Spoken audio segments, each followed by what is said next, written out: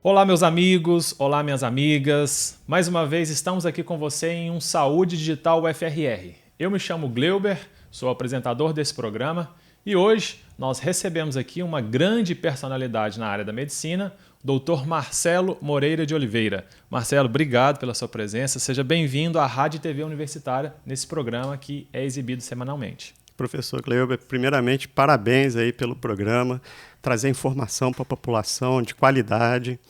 E quero agradecer a presença aqui, né, de poder compartilhar um pouco do meu conhecimento na oftalmologia com vocês. Muito obrigado. Agradeço pelo seu tempo aí. Eu sei que é escasso, né, para quem trabalha na medicina. É muito corrida a vida no dia a dia. Então, assim, você que, claro, você vai se apresentar, mas está fazendo mestrado, conciliando o serviço com tudo. Então, para a gente começar, acho que a gente pode começar já com você se apresentando. Quem é o Dr. Marcelo? De onde veio? O que faz, né, no dia a dia? Para depois a gente começar a falar especificamente da sua expertise, que é a oftalmologia. Bom, me formei em medicina em 2008. No final do curso, eu optei por fazer oftalmologia por ser uma especialidade que tem a possibilidade tanto de ser a parte clínica quanto a parte cirúrgica também, né? Me formei em oftalmologia em Campinas. Após os 3 anos de residência, optei por fazer retina clínica e cirúrgica. E desde 2015 atuo aqui em Boa Vista. Fui o primeiro especialista em retina a chegar no estado, a residir no estado. Bacana. E montar um serviço completo aqui para atender a população. Então, hoje, atualmente, eu atuo tanto na prefeitura quanto no estado, tenho a minha clínica privada. A gente tenta trazer não só conhecimentos de congresso, mas também conseguir trazer tecnologia para a população, para que a gente consiga o melhor tratamento possível e permitir aí a qualidade visual da população. Perfeito. Já aproveitando a deixa, já fala para quem está nos assistindo, quem está nos ouvindo, onde fica seu consultório, aí, a sua clínica particular que você mencionou. Eu atendo na Clínica AME, na Taíde Teve. Tem um centro cirúrgico meu próprio também, então a clínica é completa. Eu esqueci de comentar, né, professor, que atualmente eu sou seu aluno do mestrado no Procisa, né? E isso é um prazer aqui, né? Então a gente tenta sempre manter uma atualização, trazer benefício para a população, como a gente está fazendo agora de dividir o conhecimento. Excelente. Essa é a proposta, né? Como o doutor tocou aí na tecla, o nosso programa, como você já sabe, tem o cunho informativo, educativo. Então, semanalmente a gente traz profissionais aí de renome em suas respectivas áreas para informar a você que está nos ouvindo, a você que está nos assistindo, sobre os mais diferentes assuntos de forma com que isso possa impactar positivamente na sua saúde, nas suas escolhas, no seu dia a dia. Então, mais uma vez, doutor, obrigado aí pela sua presença. Vamos então parar de enrolar, vamos começar então a falar do propriamente dito que a pessoa quer escutar. Primeira coisa, pensando na oftalmologia, quais são os problemas, as queixas mais comuns que você recebe lá na sua clínica, na prefeitura, como você mencionou, em todos os seus campos de trabalho? O que são as principais queixas mais comuns desse campo da oftalmologia? As queixas costumam variar muito pela idade também do paciente, né? Então, começando nos mais jovens, né? As crianças elas podem ter as conjuntivites alérgicas. Criança que coça muito o olho, ela tem que passar em avaliação oftalmológica, porque o ato de coçar pode causar dano na primeira lente do olho, que é a córnea. Então, uma queixa comum na infância é o prurido, a coceira nos olhos, certo? Essa coceira nos olhos, ela também pode provocar uma alteração na córnea que nós chamamos de ceratocone, e isso pode gerar um déficit visual. Também nessa faixa etária, a gente recebe muito a solicitação de professores e que a criança está tendo um baixo desempenho na escola por conta de dificuldade de enxergar a lousa. Então, esse período, né, até os 7 anos de idade, que é o período de desenvolvimento visual, a primeira consulta oftalmológica é muito importante, porque a gente pode mudar toda a vida dessa pessoa. Após isso, na adolescência, tem mais... Desculpa só te interromper, então, perdão. Mas então quer dizer que até 7 anos, qualquer pessoa que perceba que a criança está com baixo desempenho escolar pode ser uma queixa visual e, obrigatoriamente, assim, o ideal seria visitar o oftalmologista. Sim, sim. As consultas oftalmológicas, elas devem... obviamente, a gente já tem um teste do olhinho logo ao nascer, que é importantíssimo, né? A gente não pode pular isso. Mas, teoricamente, a criança ela tem que passar em consulta anualmente, mesmo que os exames anteriores tenham sido normais. Tudo normais, perfeito. Porque a gente não nasce enxergando. A gente desenvolve a visão e o desenvolvimento visual ele se encerra, a maioria dos autores fala, até os 7 anos de idade. E aí, se a pessoa, por exemplo, tem algum erro refracional, uma hipermetropia, um astigmatismo, né, uma miopia, e não é tratada nesse período, você não estimula a visão por completo. Entendi. E aí, com isso, a criança não consegue chegar ao que a gente fala de 20/20, que é o 100% de visão, por falta simplesmente de um grau de óculos. Entendi. Então, é uma fase que é muito importante a consulta oftalmológica, porque um simples grau de óculos muda a vida toda daquela pessoa. Excelente. Bom, desculpa, pode continuar aí que você estava falando das crianças, muito prurido, muita coceira, Isso. os adolescentes? Nos adolescentes, principalmente quando está chegando próximo da fase do vestibular ali, que ela se dedica muito à leitura, e aí começa a ter queixa para ler. E aí pode ser que, nesse momento, às vezes um grauzinho que não fazia muita diferença na vida daquela pessoa passa a atrapalhar o desempenho nos estudos. Então, o adolescente geralmente são os erros refracionais mesmo, né? E aí, depois disso, a gente tem aí o adulto jovem, né, entre os 30 a 40 anos, que a gente se importa muito em os cuidados das possíveis doenças clínicas que podem aparecer no decorrer da vida que podem afetar os olhos, né?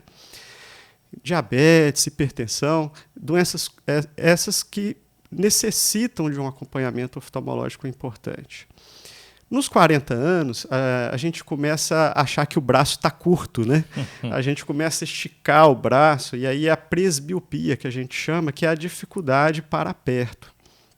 Então, entre os 38 e 43 anos, a pessoa começa a ter dificuldade para perto, e aí necessita de um óculos para leitura ou um plus no óculos que já está para longe, né? Entendi. Por volta, então, aí dos 60 anos, a gente acaba desenvolvendo catarata. Isso é uma degeneração natural, o envelhecimento do nosso corpo.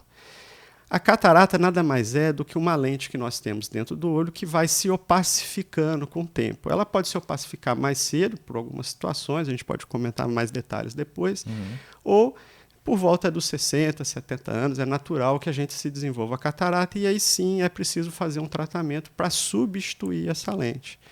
Também nessa fase, entre os 40 e 60 anos, é muito comum aparecer uma doença que nós chamamos de glaucoma.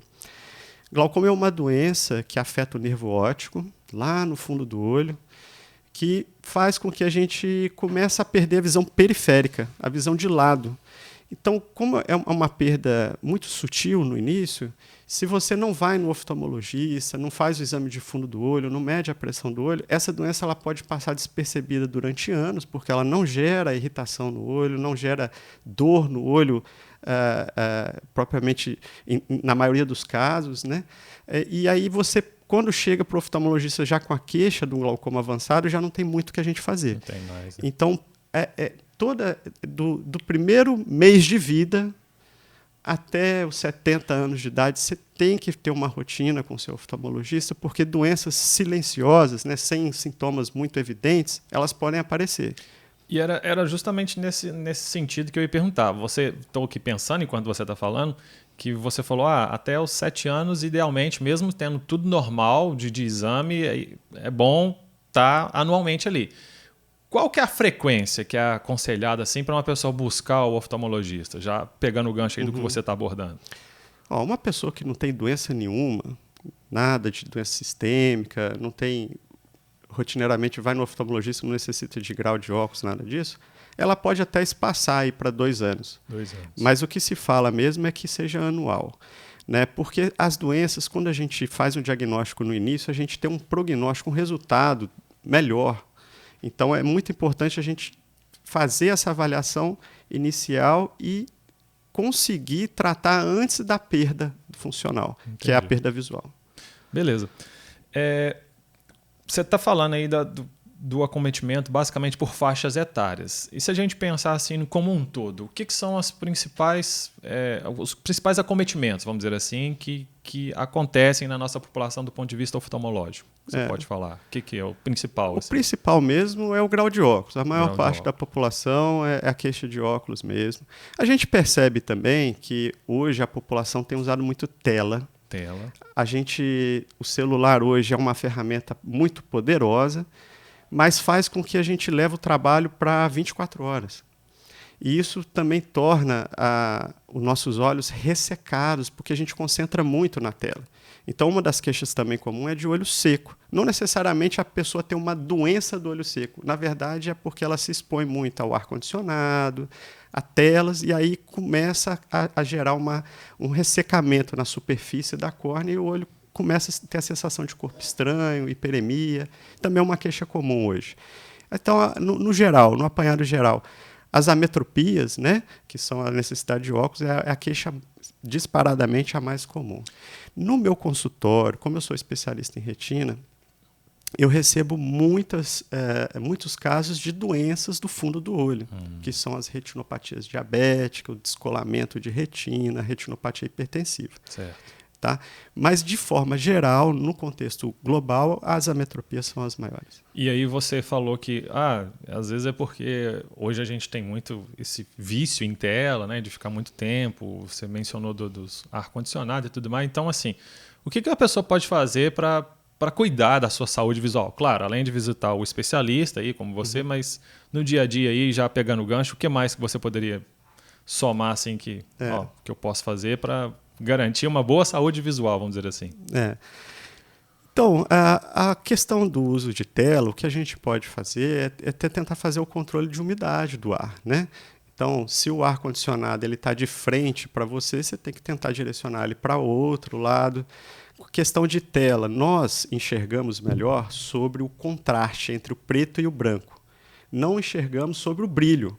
E, na maioria das vezes, a gente tende a aumentar o brilho das telas o máximo possível. A gente tem que reduzir o brilho, o computador permite isso, todas as telas permitem isso. Você reduzir o brilho e aumentar o contraste. Só fazendo isso, você já dá um conforto visual. Obviamente, fazer as pausas também, fazer intervalo.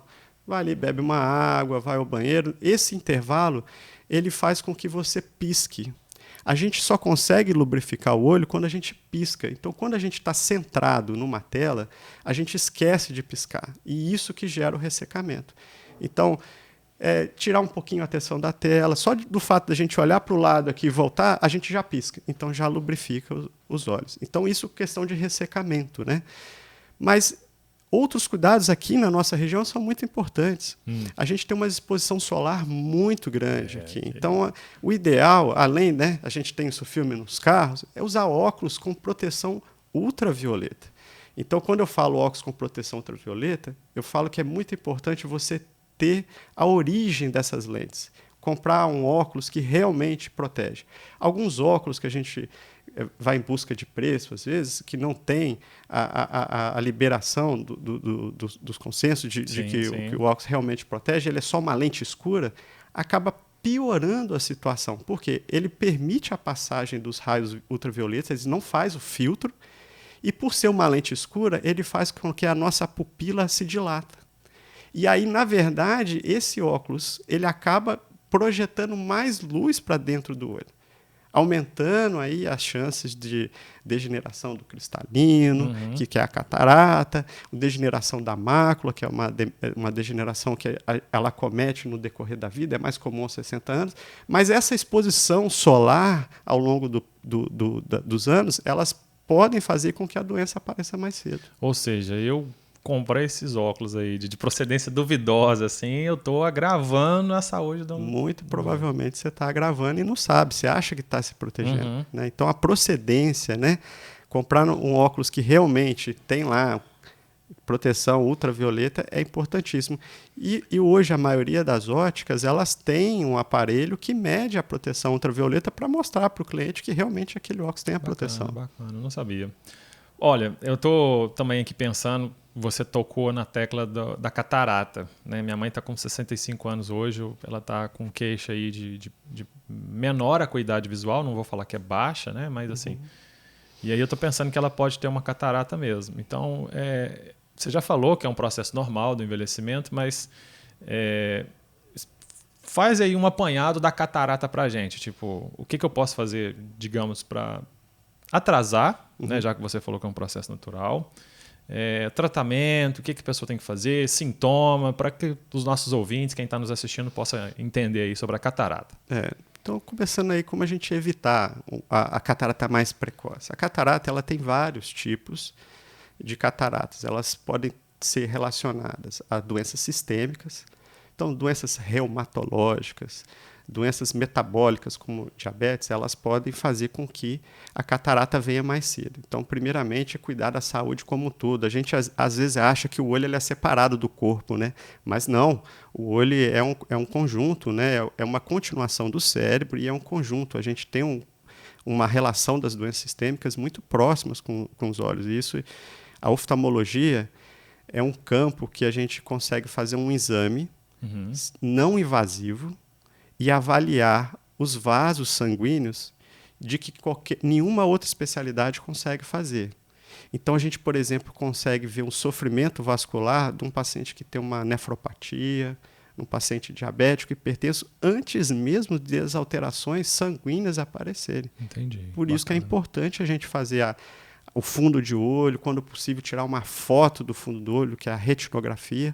Então, esses achados a gente encontra num exame simples oftalmológico. Então, a catarata, para a gente atrasar, obviamente, fazer um bom controle clínico, se você tem alguma doença reumatológica, uma doença metabólica, fazer um acompanhamento com um especialista.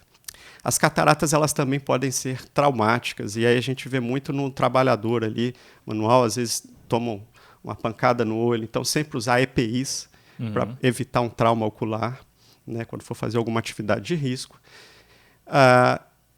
E proteção solar, como eu falei, o óculos solar. Então, a proteção UV retarda aí um pouquinho a catarata. Entendi. Mas quando chega numa fase em que a catarata já avançou, não tem jeito, é natural, eu costumo falar que são os pedágios da vida que a gente vai passando. Com os 40 anos, a gente paga o pedágio do óculos para perto, não tem jeito. A gente tem que agradecer que está aqui e paga esse pedágio. Graças a Deus pagando, né? E aí a catarata vem depois. As queixas da catarata, tudo que a gente perde devagar, às vezes a gente não percebe o quanto que a gente está perdendo, a gente acha que está enxergando bem. Muitas das vezes a gente pega paciente que, por exemplo, já não tem mais condições de renovar a habilitação por conta de uma catarata e ele acha que pode. E aí vai no consultório, doutor, eu fui reprovado no exame da habilitação, mas eu enxergo muito bem.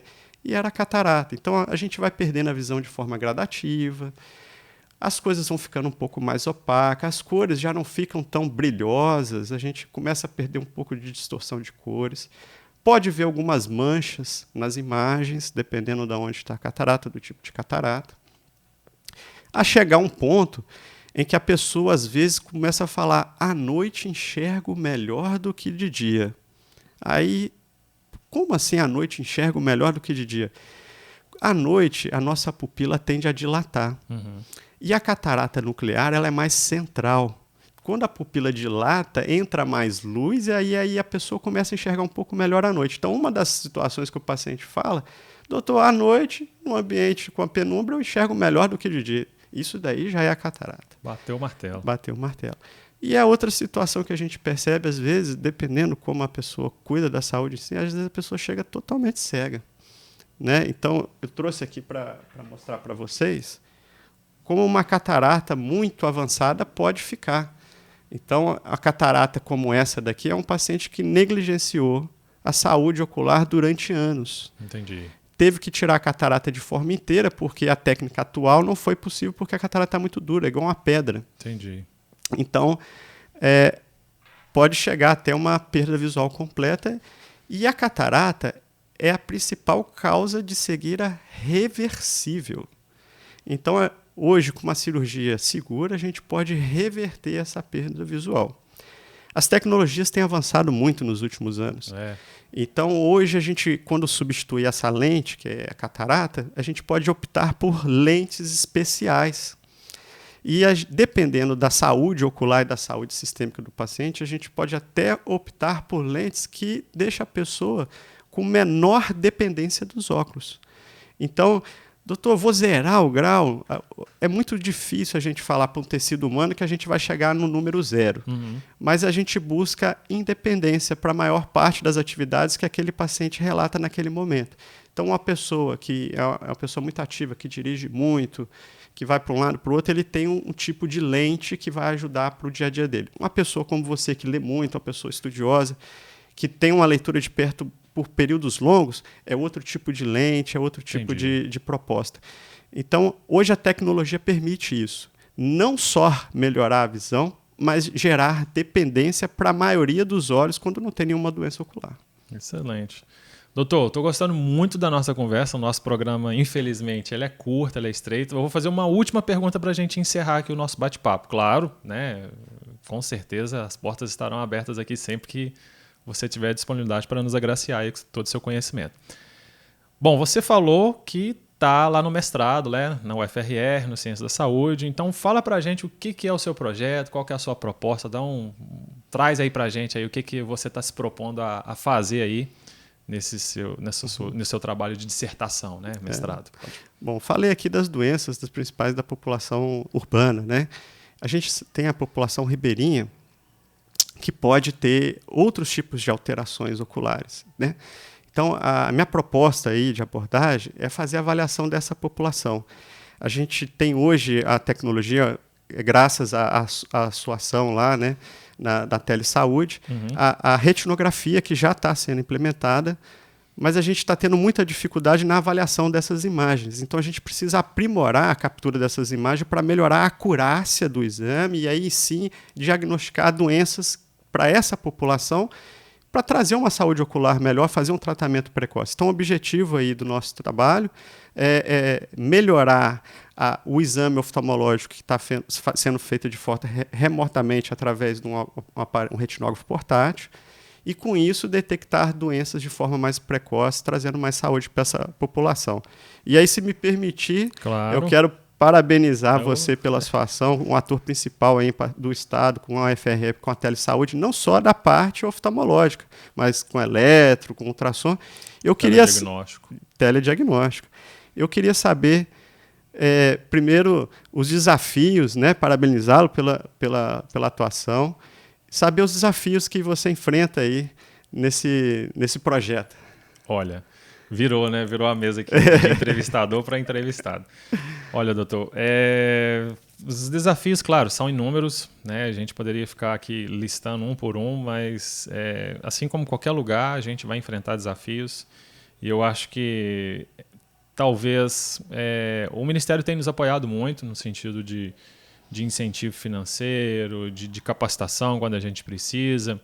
Então, talvez seja o acesso mesmo a essa população, por exemplo, a população indígena, né? Se tratando, por exemplo, de Dicei-Leste, de Dicei Yanomami, às vezes é difícil. Uma outra coisa também que talvez seja um fator dificultante para nós do telesaúde seria a alta rotatividade dos profissionais desses distritos sanitários, que você capacita, mas infelizmente ele acaba saindo do distrito, então chega um novo profissional que precisa passar por tudo de novo, então... são alguns percalços, mas assim, a gente está avançando, né? Acho que, como você falou, para quem não tinha nada alguns anos atrás, a gente está cada vez melhor, a tecnologia tem ajudado, então assim, é uma proposta do Ministério da Saúde, agora com o SUS digital, então acho que a tendência é só melhorar, e principalmente fechando parcerias como você, né? Que vai nos ajudar com essa premissa aí. Então, o Dr. Marcelo vai nos ajudar a melhorar a qualidade das nossas retinografias, né? No sentido aí de, como você falou, de encontrar essas doenças oculares que podem ser tratadas de forma mais precoce e aí a gente ter uma maior assertividade nessas estratégias de saúde. Tá bom? Obrigado, doutor, mais uma vez pela sua presença. Agradeço de coração aí por todo o seu tempo. Eu sei que é difícil, né? Como você falou, trabalha na prefeitura, tem sua clínica, tem muita coisa, tem muitas atribuições, tem família, é estudante de mestrado. Então, assim, a Rádio TV Universitária está sempre aberta aqui para recebê-lo, né? Claro, com certeza você sempre vai contribuir conosco, né? Para quem está nos ouvindo, quem está nos assistindo. Eu gostei muito, aprendi muito, então obrigado aí de coração pelo seu tempo, tá? Foi um prazer estar aqui, estou sempre disponível para você.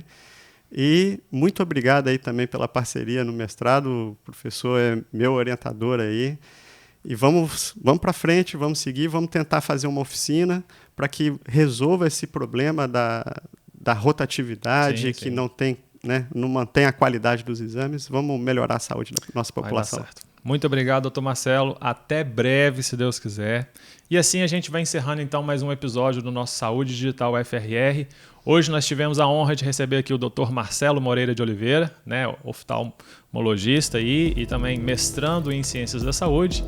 E se Deus quiser, em breve a gente volta a receber aqui para aprender mais com ele. Muito obrigado, um forte abraço para você que nos ouve e assiste. Fiquem com Deus.